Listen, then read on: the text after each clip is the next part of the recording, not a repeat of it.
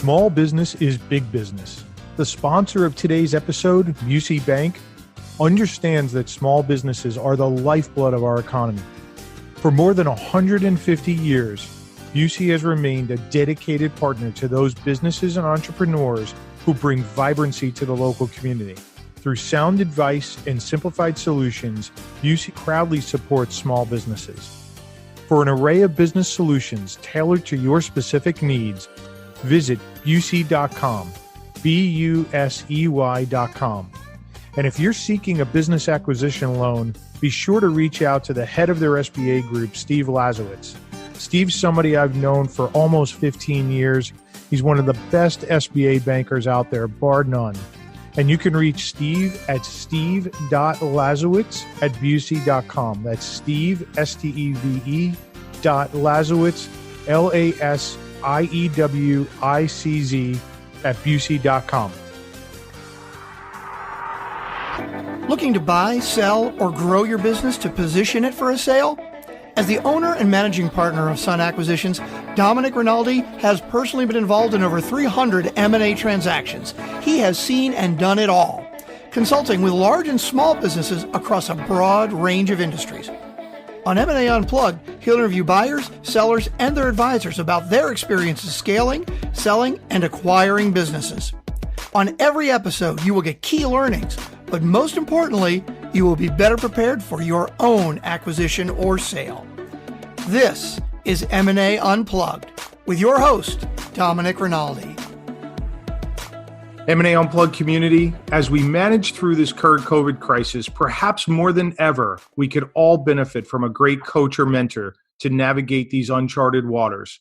Today, I am being joined by one of America's top-ranked business coaches, Loren Fogelman. Loren is on HubSpot's annual list of the world's top 22 business coaches and has delivered talks and workshops across the U.S. Loren is also the author of 2 Amazon bestsellers, The Winning Point, How to Master the Mindset of Champions, and The Success Solution Break, Through Limiting Beliefs for Business Success. Loren, welcome to M&A Unplugged. I appreciate you taking time to share some of your knowledge with our audience today. Thank you. I'm looking forward to our conversation and really how we can best serve your audience. That's great. Loren, spoken like a true coach, by the way.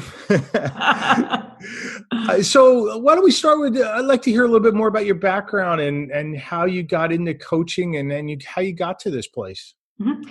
I believe it's an evolution. I never started out saying, I want to grow up and focus on how to price services and help other entrepreneurs be profitable. However, I did grow up in an entrepreneurial family. My parents taught me that you either live to work or work to live. And they really went into the work to live type of model, which gave me a great foundation for my path also. What I found is that my education gave me all the tools and the skills that I need to do what I do with helping clients, being able to grow profitable businesses, for having all of the pieces in place to understand what value is and how that applies to business. But during my education, they actually prepared me to be an employee as opposed to an employer or an entrepreneur.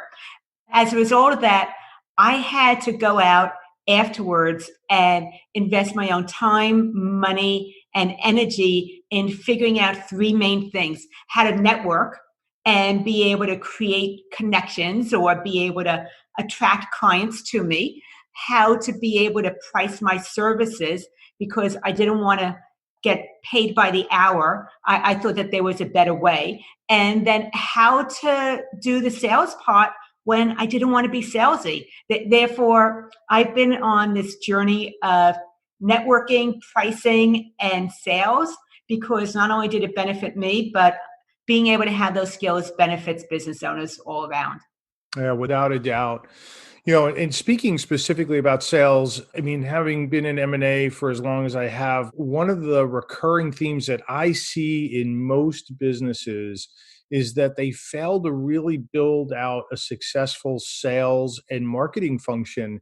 Usually the owner, had some particular expertise and they built their business, or they bought something and didn't come from that background. And the sales and marketing usually is a stepchild. And as you and I both know, I mean, it's the lifeblood of a business. So I'm curious, from your perspective, what factors typically influence sales and a sales conversation? How do you approach that with clients? Well, the first thing I want to just highlight that you mentioned, because I think it's really important, is marketing and sales are two different things. However, they're both important because with marketing, you're creating leads and really starting to attract people to you, which is great. But if you don't know how to enroll them into working with you or the next step, then you have a sales problem. Whereas other people are great at the closing part, but they don't know how to do the attracting part. Therefore, they really both work very well together, but they're not one and the same thing. I think that that's one of the mistakes that a lot of business owners make. The other thing that I see is that they don't have a system. Because they don't have a system in place, they are doing things in their sales process a little bit differently every single time. It's hard to be able to fine tune it and really get the best results possible if you're winging it every single time you get into a sales conversation or someone comes into your sales funnel. Therefore, I believe that there's a step-by-step system that any business owner, from a solopreneur to large corporations, need to have from very first engagement and all the way through to continue to qualify people and know where they're at in their stage of readiness for taking that next step as they're moving through the funnel. And then you're going to actually get better results. Yeah, I mean, that's a point really well taken. Sales should be no different than manufacturing or engineering, right? Which are all driven by processes, right? And sales is no different. I think that is a really, really good point. Well, I want to go with what you just brought out there also with the manufacturing part, is that if you look at manufacturing, and it's true for other businesses too, there's always going to be a bottleneck every single time. As soon as you fix one bottleneck, there's going to be another one. And the only way that you can become more efficient in the production part is to become aware of the bottleneck and be able to fix that bottleneck. That's true in the sales process also. When you actually have a system, is that you can eventually figure out where the nuances are that you can adjust in order to improve your level of effectiveness. But the only way you can do it is if you have a system. Yeah. So how do you get owners to buy into the fact that they need a system? Where do you personally start with owners when they call you, or you've been introduced to them? What's the first step there? What I look at with the owners that I work with is that I want to help them create what I call a value business. The value business has three different components to it. The first one is personal value. You have to connect with your self-worth before you can expect anybody else to see the value of what you or your service has to offer. The second component is value pricing, where you separate your fees from time, because I firmly believe that an hourly rate, the billable hour, is unfair to you as well as to your clients. Plus, it disregards your highest value, which is your intellectual property or your expertise, as opposed to the actual steps that you take to achieve that outcome for your client or get that result. And then the third one is how to have a value conversation instead of a sales conversation, because the majority of entrepreneurs that I work with, they don't like the sales part. It is uncomfortable for them. They see themselves then in being a hunting position. Most of them don't want to be chasing. They're more relationship focused because they're in service-based businesses, and they want to be in a sales conversation that's more nurturing than chasing, but then they don't know how to do the close part. And so I teach them how to have a value conversation where you don't have to sell. And if you set it up correctly, your clients actually ask you naturally, how does this work? Yeah, I think that's so important. So, how do you do that with clients? And every business is different, right? I mean, you have a service-based business or you have a product. So you've got to really approach each business individually. How do you go about breaking that down with a client? What I see is and I work primarily with service-based businesses, therefore I'm going to say that my answers probably apply to the other ones also, but my focus is usually service-based businesses. And what I see is first someone's going to be reaching out to you. What you want to do at that point is have them answer a couple questions before they get on your calendar to see if they're actually a good fit or not. This means that you're always qualifying to see if it's someone that might be ready to take that next step. If the answers to their questions look like they're a good fit, then you go ahead and schedule an appointment to actually speak with them. If they're not a good fit, then go ahead and maybe give them a resource or give them something that will help them to move forward so that eventually they are a good fit. Or it might be that they're just not an ideal client for your business, and then you want to be able to actually give them a resource that moves them in a different direction, which is fine also. Once you have them on the calendar and you're in a conversation with them, you want to have a very specific guided conversation. The conversation is going to focus on three different parts. It's going to look at asking what I call quantitative questions. And this is the ones that are how much? How much is it costing you not having this solution? How much can you potentially earn if we get this working? And it gets them really connected to the amount of money maybe that they're potentially losing because they have a problem and they've been tolerating. And it also gets them aware of the value of being able to move forward with a solution. So those are the quantitative questions. And then you want to ask qualifying questions, which go more into the emotional side of it. And this applies whether you're a financial advisor, an accountant, a realtor, a marketer. You want to have them get connected to the emotional part of the frustration, not knowing which is the best route to take, or feeling that they're distracted and not actually being able to focus on the things that will advance their business, or what's the cost of tolerating that. The reason that the qualifying questions, which dig into the emotions, are so important is because people make a decision to move forward based on an emotion, and then they justify it from logic. Therefore, they're going to feel that you can help them. They feel connection to you. They start to gain trust in your process because of the questions. And then that will influence whether they decide to move forward with you or not. Then the third one is what I call qualitative. And with the qualitative ones, it's about asking quality of life, because when there's a problem going on in one part of their life, let's say their business, it usually overflows into the personal part of their life. And when there's something going on in their personal life, it usually overflows into their business also. We want them to become aware of what is the cost of continuing to tolerate this and how has it impacted other parts of their life.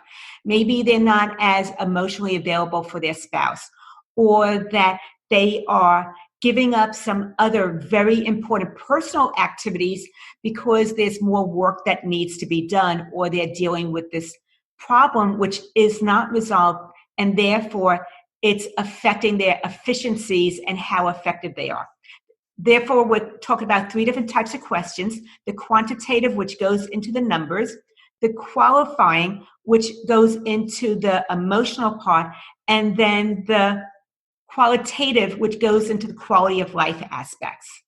Yeah, and what I love about this guided conversation framework that you're talking about, not once did you mention talking about what your company offers, what services you offer, how you could solve a solution, a problem.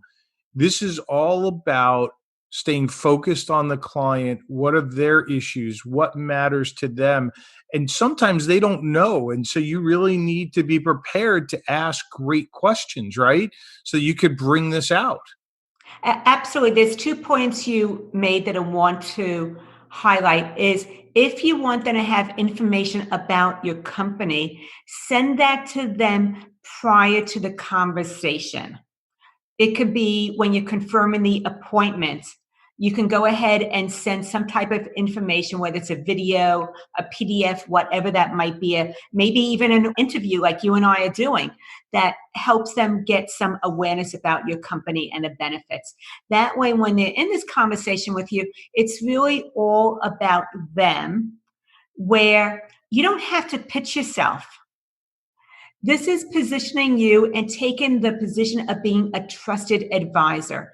When you're a trusted advisor, you are coming from the position of doing what's in the client's best interest as opposed to your best interest, which is very novel, gets their attention. They very much appreciate it.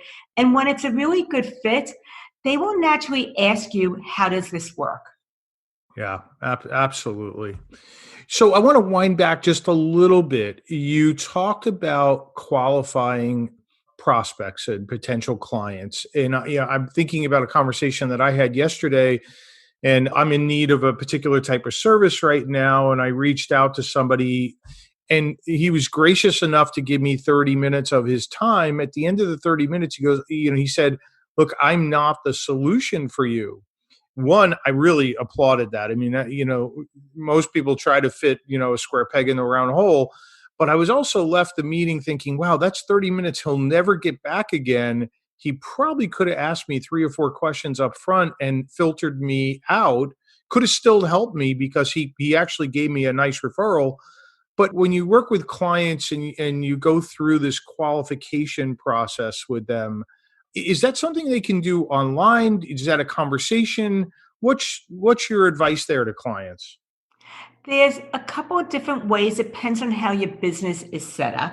One way is that when they first reach out to you, like I said, you want to have them answer a couple of questions to be able to see actually whether they're a good fit for your service or not. That's the first thing. Is I always am having them answer questions. And is there a preferred method for doing that? I mean, is it okay to do that over an email exchange or? Basically, I send them to a page inside of my website. I see. And there is a Google form there, a doc, where it's a questionnaire and they answer the questions there. And then Google immediately emails me the answers. So it's all automated. Oh, that's great. The other thing that I do when I'm not sure if it's a truly qualified prospect or not, then I will actually have one of my team members do an initial 15-minute consult with them before they get on my calendar. So that makes a lot of sense. And that way, somebody else is going through some initial qualifying questions. If they look like they're a good fit, they get on my calendar for a longer conversation. If they're not a good fit, we give them a resource, we bless them, we send them on their way. Yeah. It's so important because, I mean, you could easily spend a half hour here, 45 minutes there, and all of a sudden your day is gone and you really didn't move the needle in a meaningful way. Well, yes and no, because even though this person took the higher road as a trusted advisor, not offering you a service, I see it as good business karma. Mm-hmm. That, first of all, he made a good impression on you, enough for you to have a conversation with me about this now. That it is going to come back in some way or another, because that's probably how he treats his clients also, is that he deeply cares about his people and he wants to do what's in their best interest. I believe that that's a great business model. Yeah, look, I walked away from that discussion thinking, wow, that guy just gave me 30 minutes of his time and a great referral. And, hopefully I'll be able to pay it back to him at some point in time. So I think to your point right there, I'd look to feed him some business if I could in the future, without a doubt.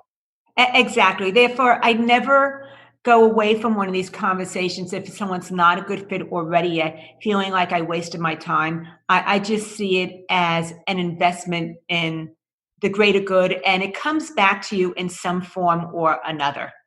Yeah, without a doubt. As long as you're doing the proper pre-qualification a little bit.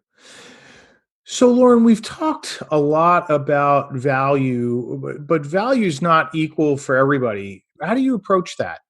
What I believe is that the mistake that most entrepreneurs make regarding having a sales conversation is they believe value is from their perspective because we invested so much time, energy, money into developing our expertise in our profession.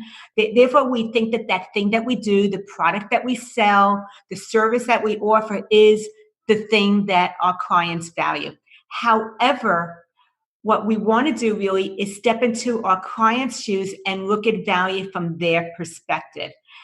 Their value of us has nothing to do with the systems, the product, or the service necessary. Their perspective is about the outcome and the solution.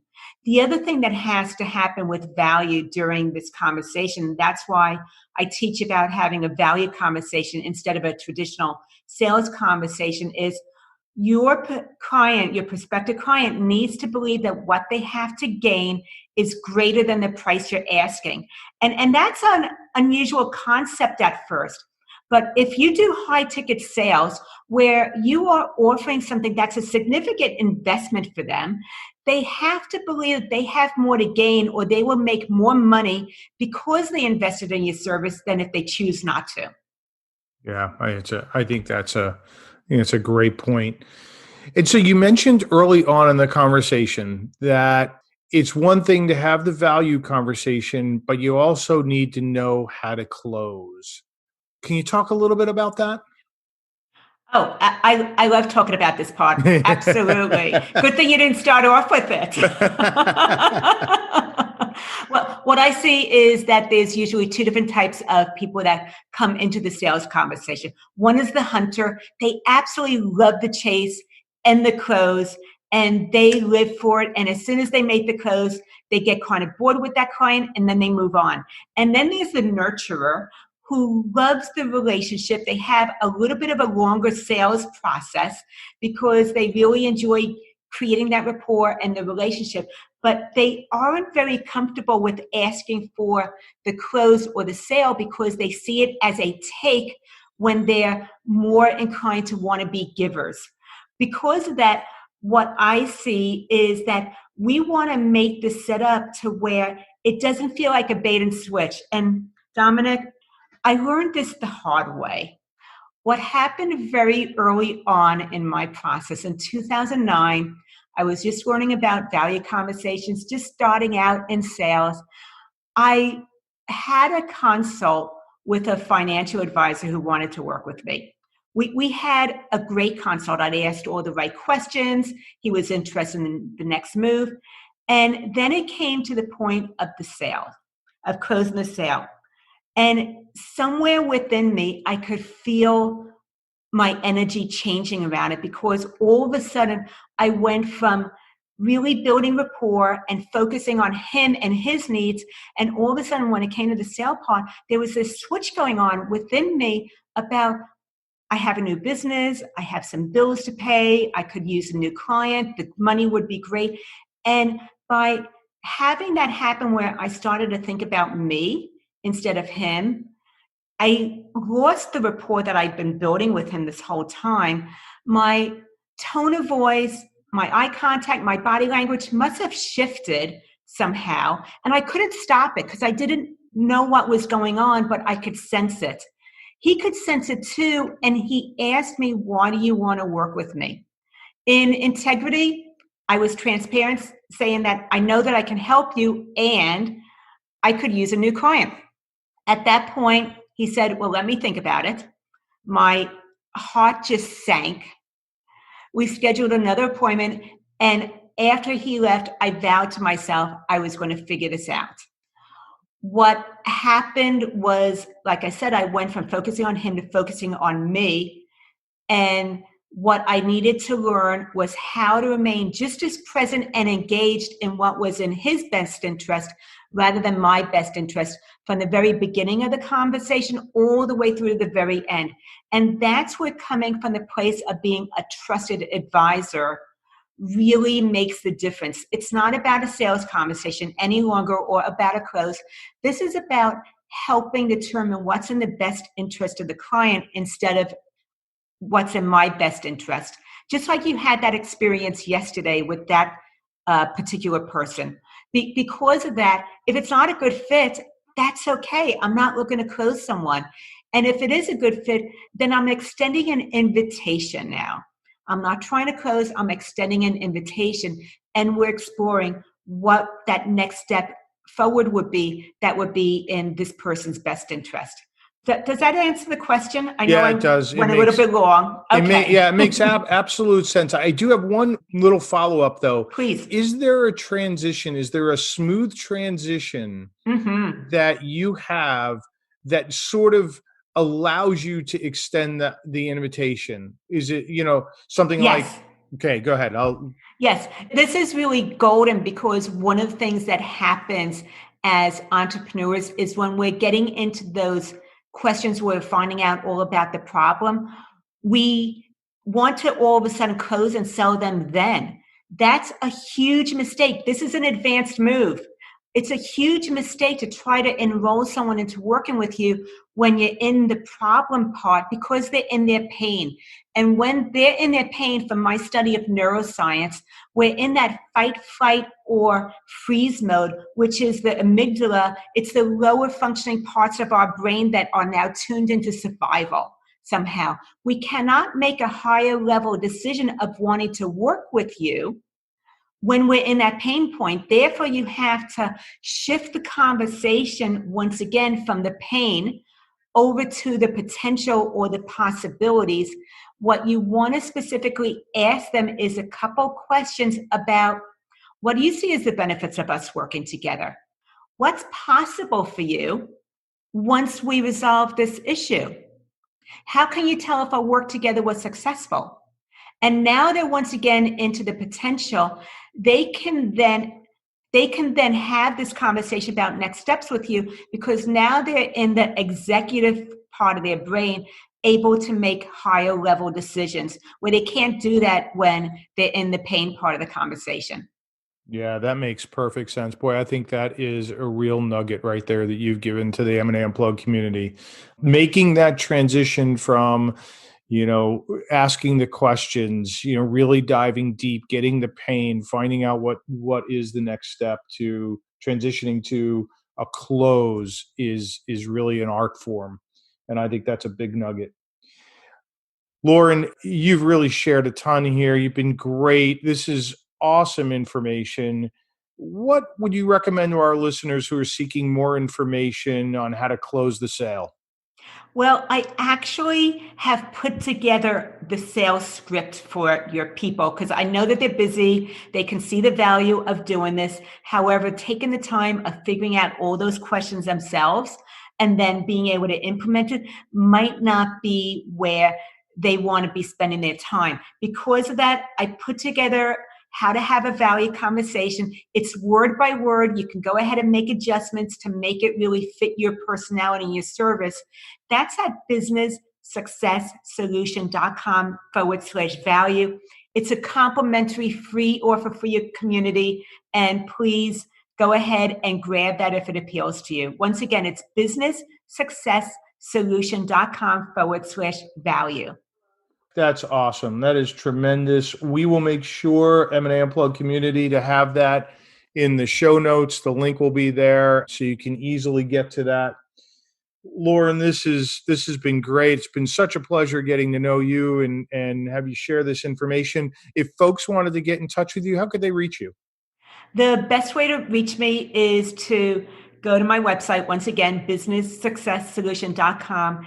If they want to have a conversation with me, it would be /let's talk. So once again, businesssuccesssolution.com /let's talk. And they can then experience part of what I talked about here and see what it's like on the user side as well. That's great. Loren, thank you so much for being here. Absolutely. Thank you. M&A Unplugged community, all of today's information will be available in the show notes. If you would like to learn more about the process of acquiring or selling a business, please visit our website at sunacquisitions.com, or feel free to reach out to me at drinaldi@sunacquisitions.com. I look forward to seeing you again on the next episode of the M&A Unplugged podcast. And until then, please remember that scaling, acquiring, or selling a business takes time, preparation, and the proper knowledge. Thank you for joining us today on M&A Unplugged. If you enjoyed the show, please subscribe, rate, and recommend it wherever you get your podcasts. If you want more great information on how to scale, acquire, or sell a business, please visit our website at sunacquisitions.com.